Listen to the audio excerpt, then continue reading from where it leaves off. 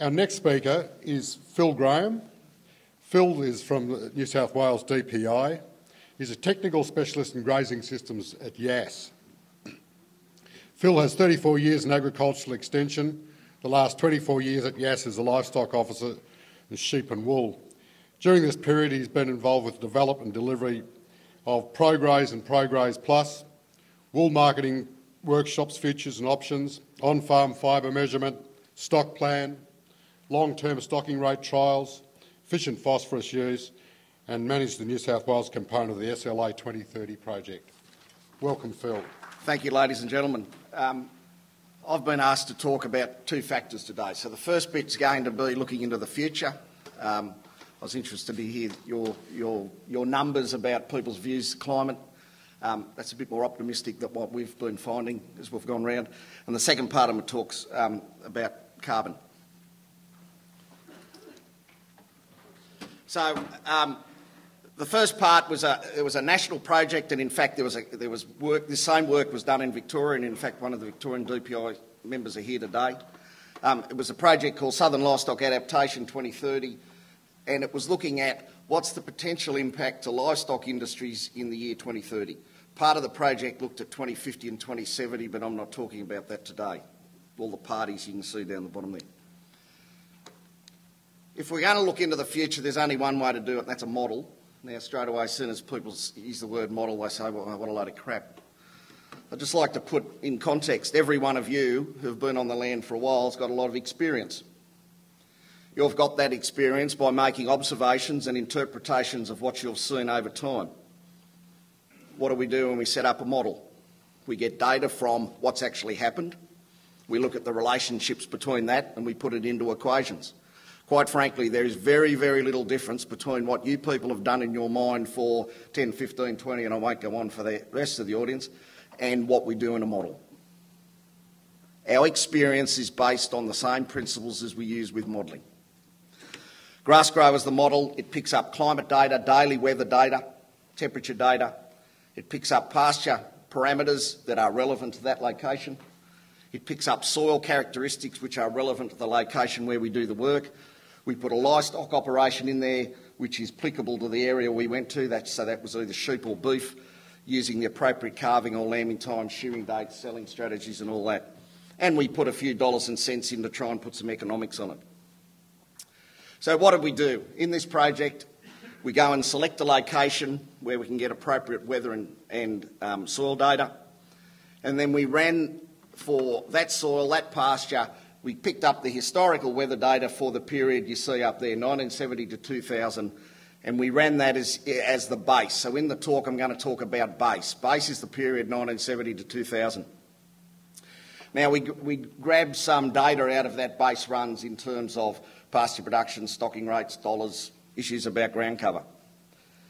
One issue with any model, and all models have this limitation, no pasture model kills a perennial grass in the model. So one of the ways we get around that is we set ground cover rules. So we're setting a ground cover rule for two reasons: to cover the limitation of the model, but also for NRM outcomes. And the ground cover rule we use, and the percentage ground cover varied a bit between locations, but for 70% of years, the minimum ground cover in a year was not to go below 70%. Now, 70% ground cover is a figure often used by a lot of CMAs. Put that another way, that means for the 30 years we did the work, the ground cover was above 70% for 92 weeks of that whole, 92% of the weeks for the 30 years. Right? So we've set the system up that we are protecting the pasture and the resource. We then ran that data for the period 2000 to 2009, because if we put up data for the 1970 to 2000, doesn't matter how long you've been on the land, you've got no real understanding of what the production parameters were for that period. It was too long ago and it's too big a period. So we used the 2000 to 2009 because that's a period that people can remember. So the groups we worked with at that point, they had to say that the information we'd put up was relevant to their location, their industry. If the group said no, we went back to the drawing boards, and if we couldn't get them saying yes, we walked away. So one group at Walcool, we walked away because we could never match. So producers have been involved in this process. Then what do? We run exactly the same system, same pasture, same soils, same livestock. So we've allowed no genetic improvement in livestock, so that's a limitation, but we kept everything the same. And all we did was we grabbed weather data, daily weather data, for the period 2030. Now, to do that, we have to use these things called global circulation models. We used 4. They were the 4 global circulation models that did the best job of hindcasting Australia's climate in the period 1970 to 2000, and what the model said and what really happened, there was a 70% agreement, so they're not rubbish. There are some GCMs that are rubbish. They only tidied up 30% of what actually happened, but they're still pictures in the future.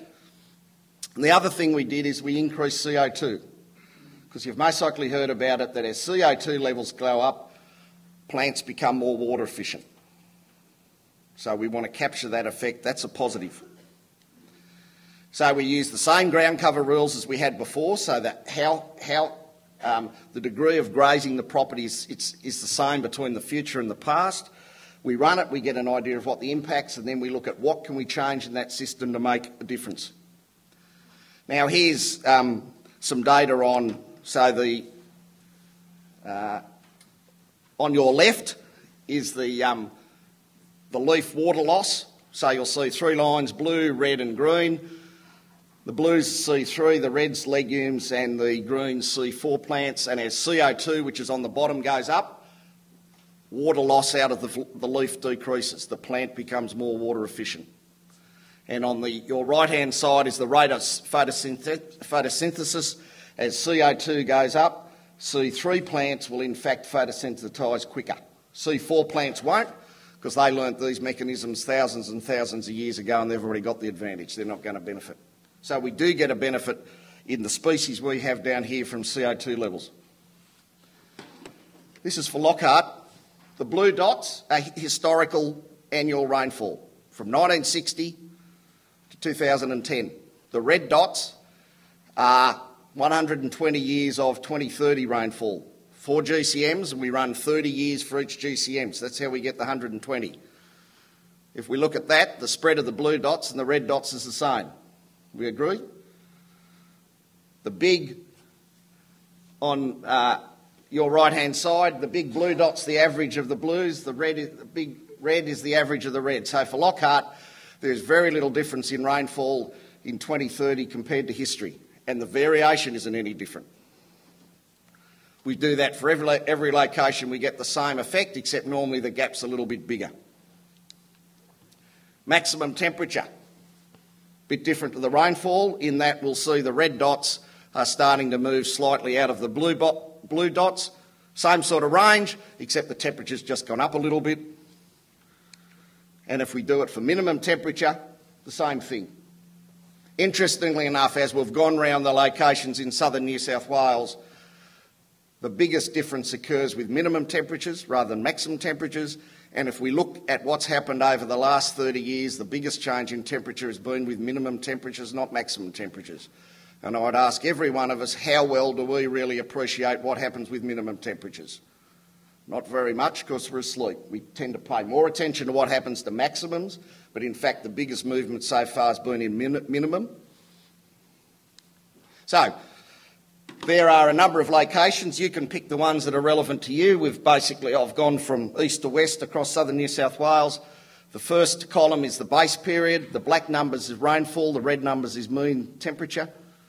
The middle column is for the period 2000 to 2009. And the 2030 is the average of the 4 GCMs, again for rainfall and temperature. In all cases, rainfall was lower in the 2000 to 2009 period than forecast for 2030, but there is an increasing movement in temperature across the trends. So it's those sort of rainfall data, temperature data, that we've now put into the model to generate what I'm going to show you now. For Holbrook, there's pasture growth. The blue bars are the historical monthly pasture growth. The 4 lines are the 4 GCMs. I suppose the major feature to me that stands out is in wintertime.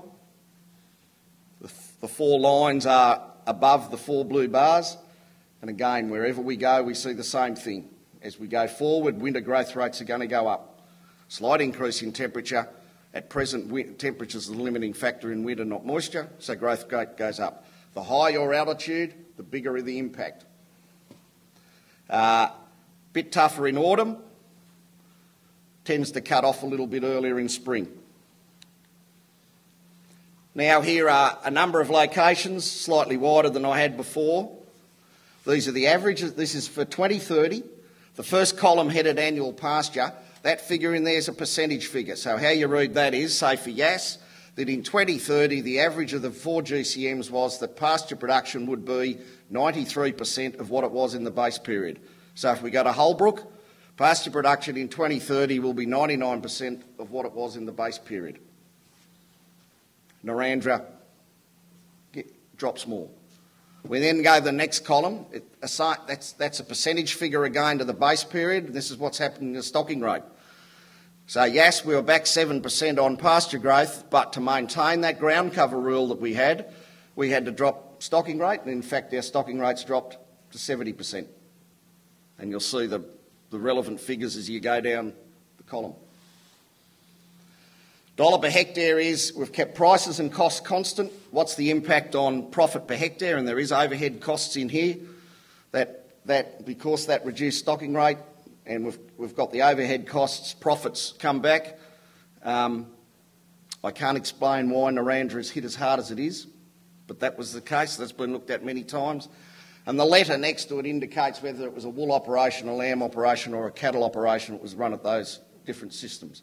So I think one thing to take out of this is if you see people making comments on annual pasture production as an indicator of impact into the future, ignore it because it's a bloody poor indicator. So what's causing it? We're getting a shorter pasture growing season. We're growing more grass in winter, but we're starting a bit later and we're finishing a bit earlier, which is leading to increased problems with ground cover. The way we've tended to manage ground cover is to decrease stocking rate. That's leading to resulting decrease in pasture production. If we do nothing, okay? This is if we do nothing into the future. Now, but the simple fact is we can do things, and now these are just going to be a range of adaptations from different locations.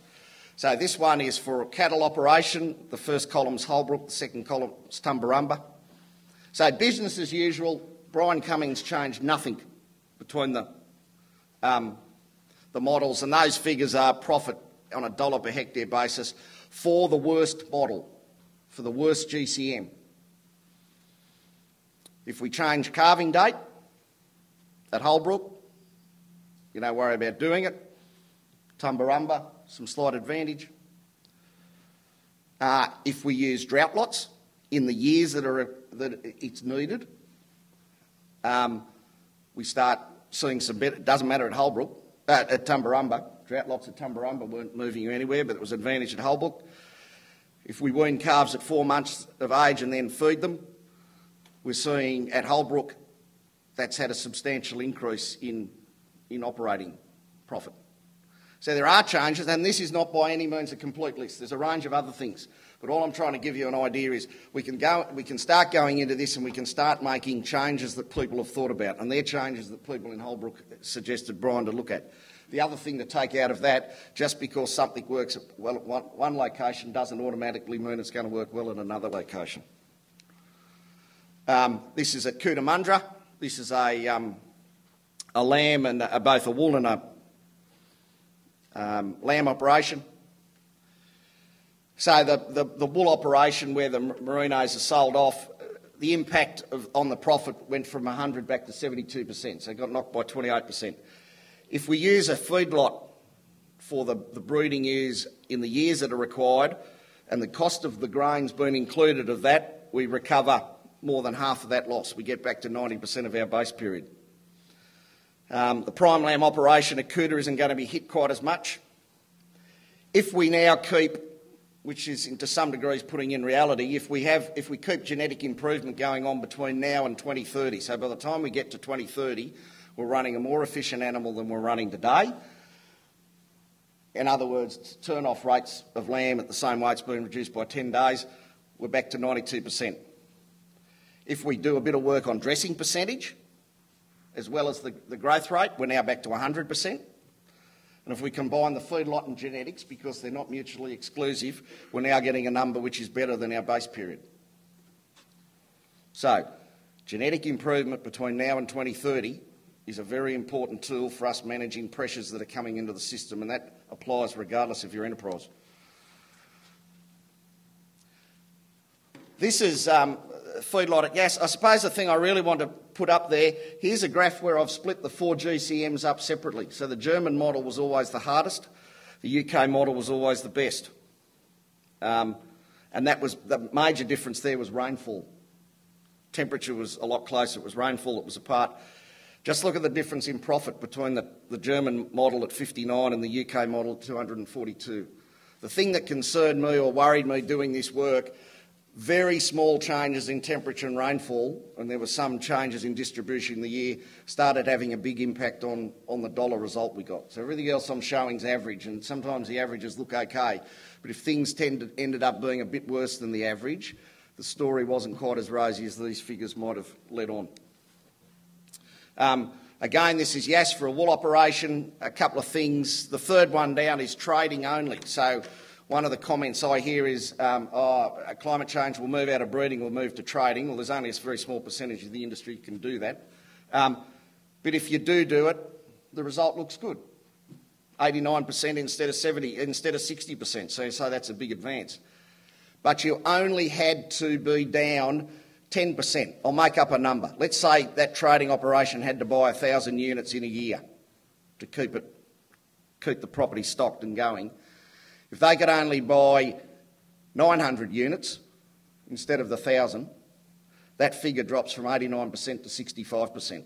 That trading figure is very, very sensitive that you'll be able to buy the stock at the right price to keep the stocking pressure up. So quite frankly, that trading one has got a very large risk around it. The feedlot and genetics there down at 107%, so that genetics is the genetics of wool. Again, we're seeing a benefit. The last one I put up was the genetics in meat growth. We get benefits. Tamora and Narandra, Narandra before was sitting at 70, it was down at 12%. A summer feedlot at Narandra is going to make a hell of an important tool in the future at being able to recover some of that pressure that's been put on. There's a range of cattle operations, Holbrook, Tumbarumba, Grenfell, Woodstock, up near Orange, Moss Vale. And again, I suppose the thing I was just putting up there, that there's a range between the models. So I've been showing averages, but again, this comment that if we move a bit harder than what we think, there's a few warning signs there. And one of the other important things that if you've got an operation which today isn't very good, i.e. Grenfell, well, you can be very sure that in the future the hole's only going to get bigger.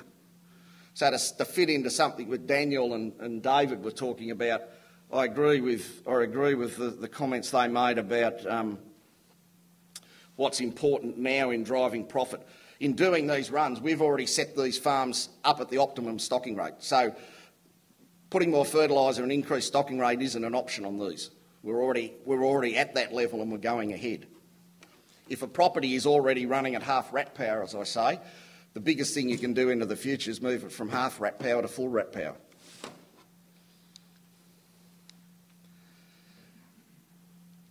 What's the value to the producers? The thing I've got back over the 3 years of doing this is one of the comments producers have come back and said, well, the discussion about climate change, which is this bloody terrible word, there's a rumour that we've actually had a discussion as a nation on climate change. If what we've had is a discussion, I'd hate to see what an argument is. We haven't had a discussion. We've just had a whole lot of useless comments thrown out in media which tells no one anything. We've tried to bring climate change into language that people understand. I think we've provided a base from which producers can assess change and pathways they might want to go. And timing's important. That was made earlier. Some of the changes that we think would be of benefit in the future would be dumb to implement now. They need to be implemented in maybe 10 or 15 years' time. Genetics or soil fertility, summer feedlots, they have a role now. And for most of you, and don't take this the wrong way, as I look around the room, most likely the next 5 to 10 years is the time frame a lot of you are thinking about. In that time frame, you will have to deal with climate variability. You will not have to deal with climate change. It's the younger members in the audience who still plan to be on the land in 2030 and 2040, where that slow, insidious drip, which is climate change, will start having an impact.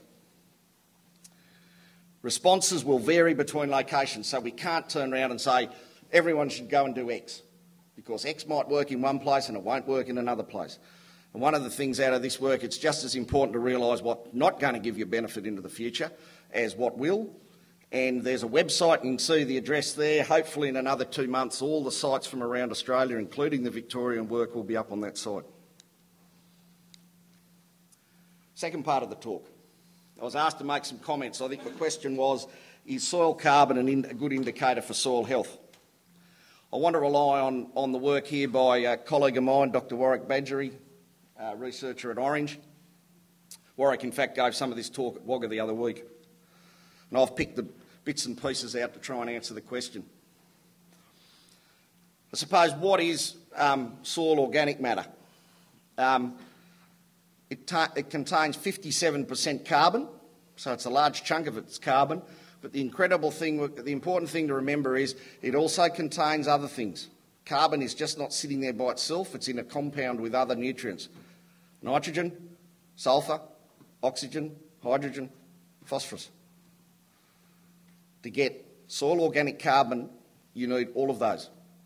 Carbon and nitrogen come out of the air, sulphur and phosphorus do not come out of the air. They've got to come from somewhere.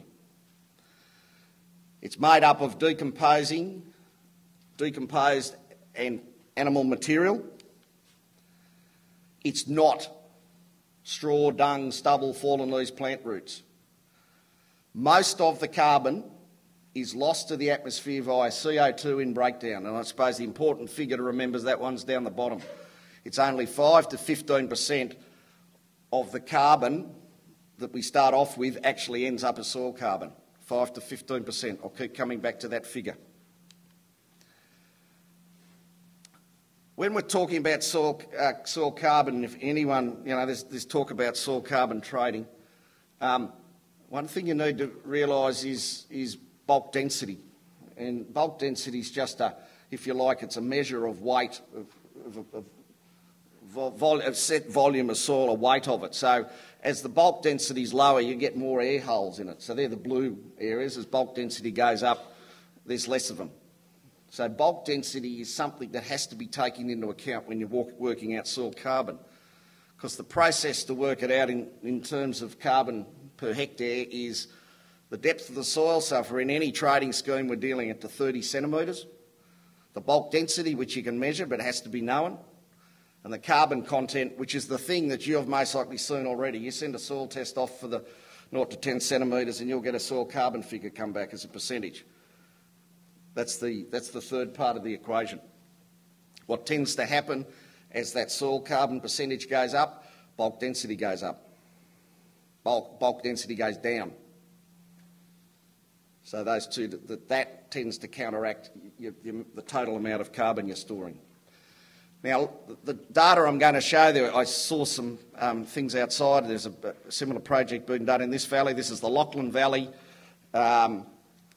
Cowra, Forbes, Lake Congelico, Hillston. It's basically all those dots were the areas where the sampling was done. So we're in the Highlands, Southern Tablelands, Slopes, Western. That's the pool of data. There was 350 sites in the project. First, the top one is the 0 to 10 centimetres and the bottom one's 20 to 30 centimetres in depth of profile. So that's important.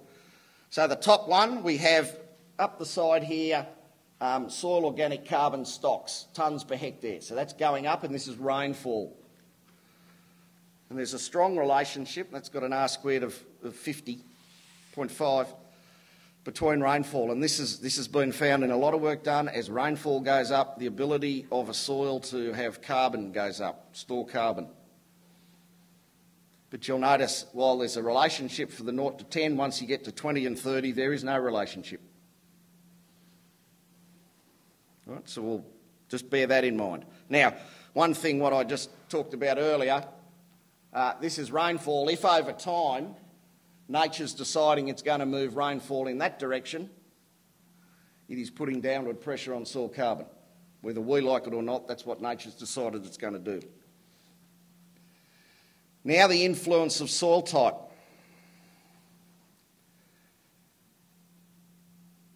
So there are slopes and tablelands up the top, so just two different geographical areas within the Lachlan catchment. 3 soil types. The 3 soil types don't matter. I never did pay attention in soil science. The first column is the amount of soil carbon in tonnes per hectare in the 0 to 30 centimetre. The next column is in the 0 to 10.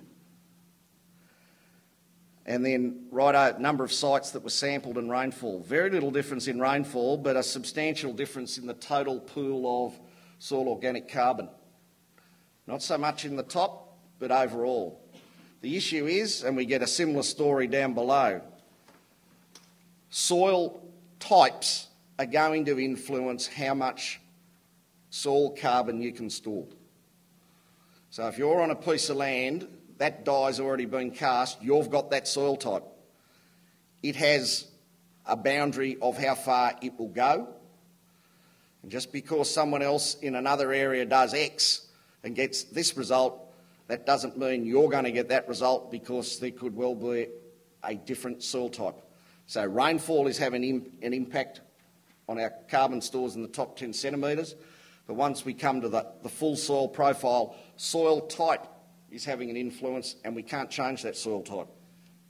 Soil texture, the general rule is the sandier the soil, the less it can store carbon. As you get more clay in the soil, the carbon figures you can go to get greater. Right? So these are inherent characteristics of soil type. For any of those soil types, you can improve the carbon level. But if you've got a sandy soil type, you are never, never, never going to get levels that someone who has a clay soil type has. So we can't get round the underlying characteristics of soil, we can't get round the underlying influences of rainfall. What we can start doing about is what happens to what we do on that land and how much we can move things. So here's, on one of the soil types, 4 different systems: crop in rotation, the pasture phase in the cropping area, permanent pastures and native vegetation. So the native vegetation sites that Warren's listed there would have been railway verges, cemeteries, areas that were locked up and haven't had agricultural influence on them, which were near the permanent pasture sites. That's how they've done the pairing to try and get figures. Warwick will say that his figures tend to be lower than what other people have got in the literature, but that was the case.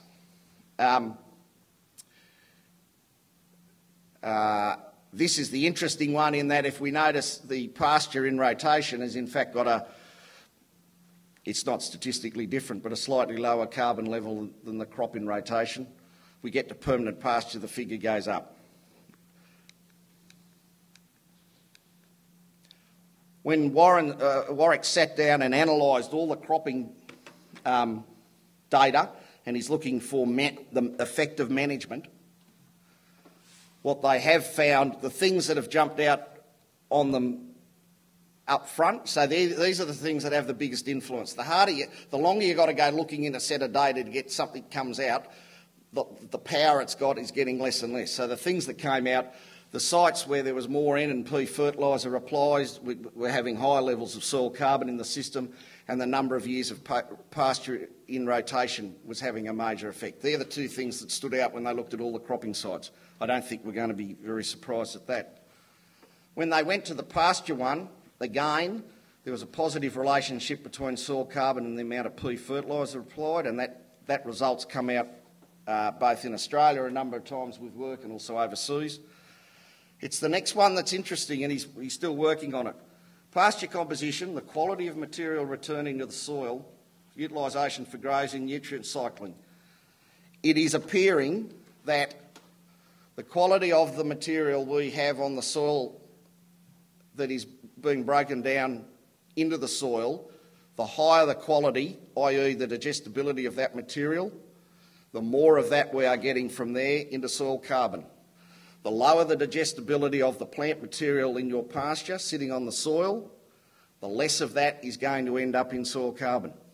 So if you remember at the start, the figure was 5 to 15% of carbon that was above ending up in the final system. It could well be that the higher the quality material we've got breaking down, the more of that we're going to capture. So we're going to be near the 15% end. The lower the quality of the material, the pasture, we're going to be at the bottom end. Now, it's complex, and Warwick's looking at it in detail at present. The quality of material is something that people haven't looked at in the literature before. But that's the only way he can explain some of the trends that are coming out of this database. To assess whether it's possible to build soil carbon, it's essential that wherever you are, there is an upper limit. Right? You can't build soil carbon forever. What your figures are going to be driven by your rainfall and your soil type. They're givens, and all you can do is work within that box. If you're after a figure X and your soil type isn't going to give you X, you're either got to accept that you've got to work with X minus something, because that's what your soil type and climate's going to let you to get to, or sell and go somewhere else.